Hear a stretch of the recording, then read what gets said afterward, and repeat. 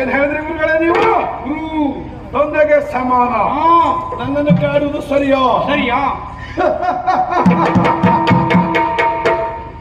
ನೀವು ಏನು ಗುರುಗಳೇ, ನನ್ನ ಜನ್ಮಕ್ಕೆ ಕಾರಣೀಕರ್ತನಾದಂತಹ ನನ್ನ ಅಪ್ಪ ಜಗಚ್ಚಕ್ಷು ಎಂದೆನಿಸಿದವ ಭಗವಾನ್ ಸೂರ್ಯದೇವ ಅವನನ್ನೇ ಬಿಟ್ಟವನಲ್ಲ ನಾನು.